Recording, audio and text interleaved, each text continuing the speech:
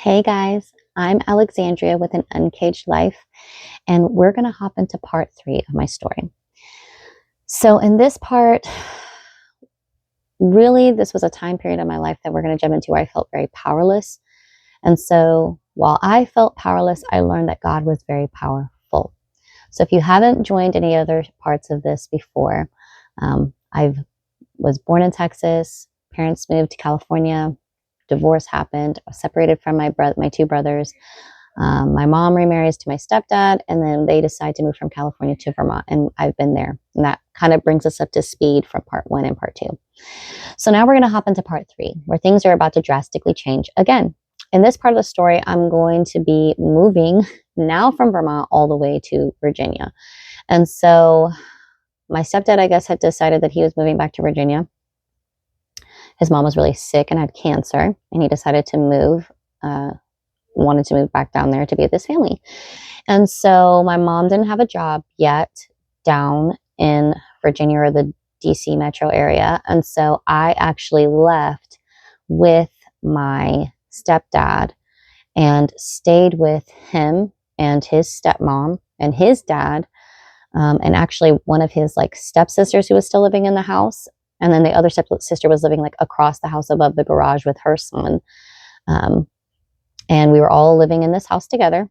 And I didn't really know them very well because my mom and my stepdad had eloped. So nobody was at their wedding, not even me. And, but I met them. They seemed really nice at the time. And so we moved there. And 4th grade was pretty hard. I don't remember anything good about that year, to be honest. It was a huge struggle to jump from Vermont to Virginia. The school system was, I think, just better in a sense. And so I fell very quickly behind. And that part of my story is why I'm so passionate about homeschooling and about just making sure that education matches your child, because there'd be just so many nights while my mom was still up in Vermont working on the border, I'm down in Virginia crying over an essay because my stepdad does not know how to teach me very well. It wasn't for his lack of effort. It was just the way he was doing it wasn't working. And I just remember it being so hard. I didn't know my times tables. And so that was horrific, trying to pass math and always failing these little quizzes that they would give us. It was just a really hard time. And again, even in this school in Virginia, Northern Virginia, in the DC metro area, the school that I went to, I was again the only child of color in the school. There did happen to be one other kid eventually, but he was Nigerian. And so I was like, well, we're not the same. I didn't feel like we were the same, especially culturally. So, but that wasn't abnormal to me because, again, I had the same thing in Vermont. Now, by being in 4th grade without my mom there, I do remember, and it's kind of hard to remember how everything kind of flowed together, but an incident happened with my stepdad, basically. And so I was trying to get changed. And this was kind of another, there were things in my life that I feel like the enemy really tried to solidify to me, that men were unsafe.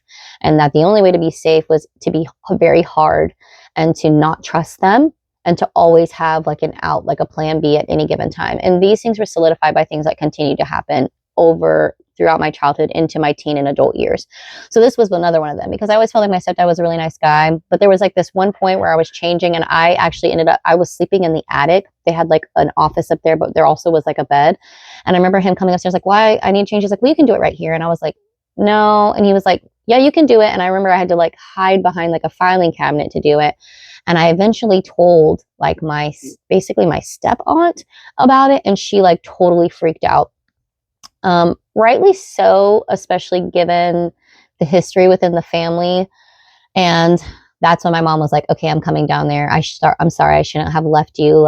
Asked me, she did ask me, did he touch me or anything like that? And I was like, no, but it definitely was really weird. And it was it made me feel like the only reason why this happened to me was because my mom wasn't there. And so it just was kind of like a notch in my head of men are not safe unless other people are around you. And it kind of became a big thing, like I said. But there was one really good thing about moving to Virginia that was very helpful. We started going to church.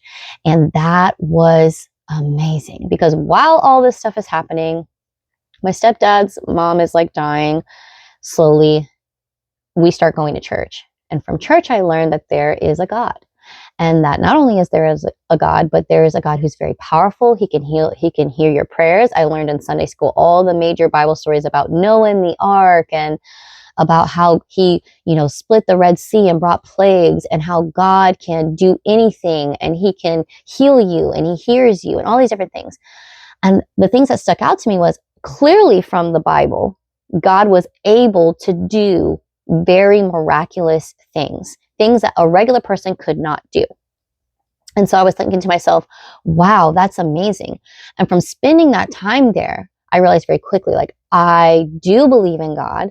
And that's what it took to be baptized, is what I kind of had gathered. Do you believe in God? Do you believe that Jesus died on the cross for your sins? And, do you want to listen to him? And as, a very young child, I decided to put my faith in Christ. I got baptized. I decided I was going to live a Christian life. And that was one of the best decisions I could have ever made, even though I did not understand the struggle that was going to come with that, the way the enemy was going to use religion in my life as a way to kind of torment, which you'll find out later why. But it didn't change who God was, and it didn't change that I was still his child. And so that was a big deal. So when I had went to visit my stepdad's mom, and we would spend time together, I remember this very specific situation. Now, she did not like me. In fact, she literally did not like Black people in general. I remember her saying, like, why did you bring this child over here, this monkey over here? And I didn't really understand the context. I'm like, I'm not a monkey. And I'm just a little kid. I did not know anything about how people talk or the South or anything like that. So it was still weird. You know what I'm saying? Like, his family treated me weird because I wasn't really his kid, but he's married to my mom. I look different than everyone else in the family because the entire family is Caucasian. All of them are white. And I think, like, they didn't even like the one little guy that was kind of like adopted into the family, and he was also white. So it was an interesting dynamic, to say the least. But I remember being with her on a weekend before she had passed, and we were trying to, like, I really wanted to go to the store to pick something up, and we were trying to start the car and trying to start it, and she was like, oh, we can't go, it won't start. I was like, no, it'll start. Like, we just have to pray and it'll start. And this tells you, like, my childlike faith was, that's what I learned in Sunday school. That's what I learned from going to church. So that's what we're going to do. And I prayed about it, and I said, okay, Lord, please start the car. She tried to start, it doesn't start. I said, no. She's like, okay, we're done. I said, no, we got to do it again. And so we prayed. I said, Lord, please start this car. Did it start? It didn't start. And then I said, no, one more time. The third time it's going to start. And we prayed, Lord, please start the car. And the car started. And that was the spark of faith that I needed, that really carried me through, that I knew God could do anything, that he was indeed powerful, even for the little things. And so that really taught me about that. Now, that is when I think the enemy was decided, like, oh, she has this desire to love God, to serve God as a child. And he just really began to use my circumstances around me to try to crush the joy in my spirit. So one of the ways that would happen was I was bullied terribly in school. I obviously didn't look like any of the other kids. And this one girl, she would just bully me relentlessly. I had a teacher who, like, legitimately just did not like me in general. I'm not really sure what it was, but it was pretty significant, because even I told my mom about it, and she was like, that's weird. And I think she thought, like, well, maybe it's just a kid thing, but, like, we did a project together. Mind you, my mom was, like, she's very smart. But as we were doing this project, like, she got, like, a C on it. And she was like, there's no way. I went above and beyond, like, the rubric, and she clearly could understand. So when she met the teacher, that's when she realized, like, oh, she just doesn't like my child. After that, I got great grades in her class, and I never had another problem. So clearly it was a personal issue. Then you mix that into, at this point, we were still staying with my grandparents. We ended up moving to a different house, and that was kind of helpful to just not be in the same household as them, because my mom and them did not get along, generally speaking, and really my stepdad really didn't either, especially with his stepmom. So it always was like a weird rift of them, like, the family drama and all this other stuff, things that I wasn't used to, because I was used to, again, being alone. So, like, I could just go off, like, by myself and read for hours, or fall asleep and take a nap somewhere and just be on my own, because I was very used to that. I wasn't used to all, like, the back and forth and, backbiting and, like, different things that they would have going on and like just gossiping about each other. And that's when I found out about my dad getting married. So by the time this is all happening, like, and this could be later too, it's kind of hard to kind of weave everything in, but really at some point in my elementary school years, he got remarried, and I didn't know until I came for a summer visit. So just to kind of give you some context, remember, I'm only seeing my two brothers, my brother who's a year younger than me, and my brother who is 3 years younger than me, for 2 months out of an entire year. The first month, one of us is going there, to one house. So I'm either going to their house or they're coming to my house. And then the next month, I'm going to their house or they're going. So we're each spending a month with either parent and 2 months together. But we never actually flew together, which I always thought was also pretty hard. And my brothers were terrible at flying together. They would fight constantly. It was so bad, the flight attendant. And we were flying unaccompanied minor. So I was flying unaccompanied minor since like the first or second grade, all the way across the United States. So flying was not foreign to me. And it is scary when you're a little kid. There's just a lot of things that we just did. Like, it's just, I did not have a say. Those are the things that had to be done. So there's all this stuff. There's always like the chaos and all the different things. But while this is going on, while I know that there's a God who's powerful and he's doing all these things, my home life is like rough. So I say this, like, when I was younger, I always felt like my mom was very loving towards me, but something changed by the time she like divorced my dad. And it was like every time she kind of was around me, it was just not the same. The mom that I had before she divorced my dad was not the mom after. And the mom after was very strict, very like a very angry parent. So I either had to give her perfection or there was going to be some serious consequences. And by that, I mean like abusive tendencies for sure. Like just over heavy-handed, like punishments, because she just felt like no one's going to tell her what to do. And even if my stepdad tried to come in and say something to her, she wouldn't listen. And there was nothing anyone could do to stop her. Like even she would even be, harsh with him. And there's nothing anyone could do. Like at one point we're like, hey, let's make a pact that we are going to try and like help each other. And I mean, can you imagine this grown man who is like my mom's age is trying to make a pact with me, an elementary school child, about my, and we're trying to survive her. So it says a lot, I think, as a parent now with 6 kids, that's crazy. Like you shouldn't have to make a pact because the other parent is being so ridiculous in their punishments. But I did also learn some things too about church people. So while all the family dynamics are going on, I learned some things about church people. The church that I went to, while I did get baptized there, I don't believe that all the time they were spirit-led. And part of this came when the pastor had to step down. His wife was really sick, and they started getting different pastors in. And those pastors were very, very about money. Like one time we were sitting in church, and they were like, no one can leave until we've reached this amount monetarily. And I was like, they literally had like ushers at the back door and the side door, and no one was able to leave. It was literally crazy. And so I do think that played a part in why my parents stopped going to church, but it was just very chaotic. So even though, yes, God was showing his power, I realized really quickly that people and Christianity, like people and God, are not the same thing necessarily. Like you might be able to go to church on Sunday, but you might also be doing things that you shouldn't be doing just because you're in church. And so it made me a little leery, especially because I'm already having all these trust issues with my family. My home life is unstable. Like there's all these things going on. There's no kind of consistency anywhere. And even though my mom did come down and like find work, they're still working really late. So they're still getting on the train early in the morning, getting off the train and coming home late. And so it was just a really different time. I did get a new babysitter just in case they're running, like, where are they putting this kid? For a little bit, my grandparents would watch me, but I did get a new babysitter, and she ended up being really nice for a little bit of time, especially when I was elementary school. But once I got out of elementary, I just didn't have a babysitter anymore.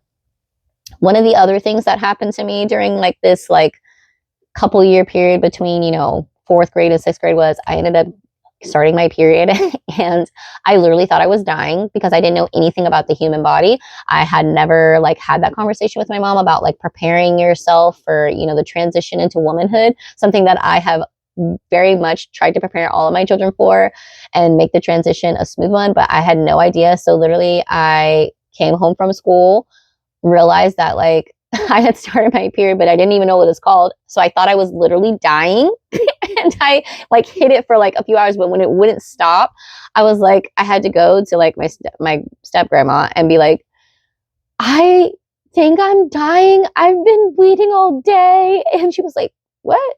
And so she got some information. She's like, you're not dying. She's like, you're okay. Like, this is called your period, and this is how you deal with this. And so I learned very quickly about pads and underwear and how to take care of that and what that looks like. But I definitely thought I was dying. So I always encourage people, please have that conversation, maybe a little bit earlier than you think, just so that you don't have this embarrassing moment where your daughter thinks she's dying. So that happens. So in this time period, there's just a lot going on. But through it all, I see God's sovereignty. So like I said, so it's kind of, I know it's kind of jumbled because there isn't a really linear part to it. I'm in school, school's hard. I have family life is completely crazy. I spend time with my dad, find out I have a new stepmom. She has 2 kids herself who are girls. And then I realized really quickly, like, the whole dynamic of the house is completely different now that she's in it. Now, there are some pros to it because she's very crafty. She liked to bake. She was active duty military while my dad was working like his job at the VA. But I could see really quickly that she did not handle the number of children very well. So my dad had the 2 boys, she had the 2 girls. And then when I would come to visit, there'd be 5 kids in the house. And it was just rough, like the transition. And I could tell that our personalities were also very, very different. And that was really hard. Like, just to be like, okay, like in my house, we have a certain way things run. Like, yes, my mom was very volatile and angry, but you knew why she would be mad. Like, you'd be like, oh, did you get lower than a B? Or even a B was like, hey, why didn't you do good enough? You know that she's going to be mad. Did you not remember to do your chore? Did you just say something that she thought was too snarky? Or, you know, there's little things, but it was never like an everyday just wake up upset kind of thing. Whereas when it came to my stepmom, it was very like, it's based off of her hormones. Like, it's whatever if she's having a bad day, is she stressed out? Like, she could literally just be like upset. And it was really off-putting as a kid because I really didn't know where to place it. Again, I'm spending a lot of time alone. So I don't have an environment where it's very chaotic or I have a lot of people around all the time. So I'm like, I don't even know what to do. Like, when she's mad, I'm like, so we just leave her alone? Like, I don't know. So it was very strange. It was nice to be with like other kids, like in the house. And I always thought it was really fun, even though they didn't think it was very fun. They always felt like there were too many people in the house, I guess. And even when my siblings were young, to be completely honest with you, they were like, we just wish our parents would divorce. Literally, like, all my siblings felt that way. Like, we just want them to get divorced. They don't work well together. This doesn't work. The house is chaotic. And I didn't understand it because I didn't live there full time. I would figure more about that out. I would figure more about that. I would figure out more about that. There you go. Later. So that's happening. I learned that God is all powerful. That's happening. That he does answer prayers, but he doesn't answer and just do whatever he wants. Like, he's not a slot machine, but that he does clearly show you times where he is available and he's real and he's for you and he can do whatever he wants to do. I knew that very, very clearly. And then that's when things like also like with the visits started like being a little bit weird. So this next part will come into play a lot as I'm going to my late teen years.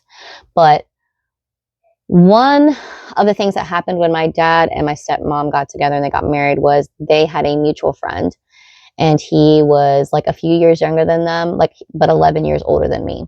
And he would sometimes come around the house and like be hanging out with us kids and my parents and stuff because they knew him when he was still in the military.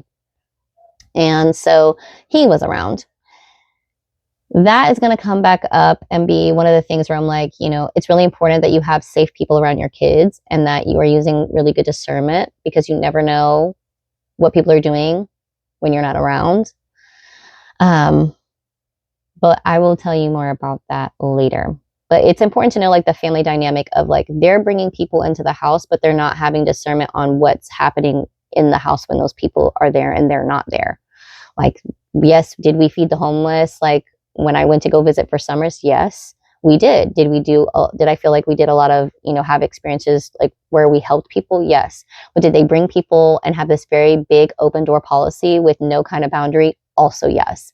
So during this time period on one of the summers where I went to go visit my dad and my stepmom with my brothers and my stepsisters there, a guy from the pool, when they took us to the pool, they weren't really watching over us well enough. And some random old man came up to us in the pool and was talking to me and my brothers and siblings.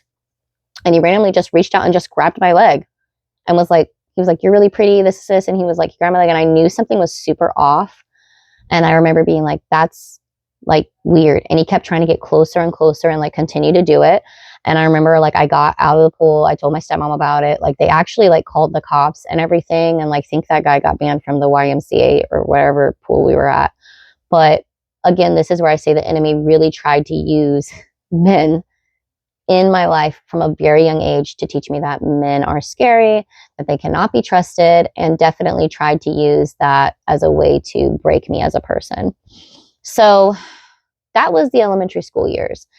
All of that was going on for a lot of the time. And I know it's a lot to take in, and I know not all of it's fun, but it's my life. And these are the things that have shaped me into who I am today. It's why I love my children. I'm very protective of them. It's why education is really important to me. And why choosing homeschool, I feel like, is a really great thing to help your kids. It's why I know that using discernment, having the Holy Spirit, raising your kids in a Christian home is really important, that they understand the power of God at a young age, but also having discernment about who's around them and where you're leaving them. Even when you think it's a trusted person, like it is important to ask God about those decisions. Because while I was being put in an environment to be introduced to God, on the day-to-day life side of things, God was not in the decision making that was going on around me. And I think that's really hard when you're trying to learn how to live life. If I want to live a Christian life, then I need to know what that looks like. And the mirroring just really wasn't there at the time. So that's all for now. We will jump into our next part here in a little bit. This is going to take over middle school, and I'll get some new siblings eventually, and we'll get some changes. We'll get some things going. But thank you so much for listening, and I'll catch you next time.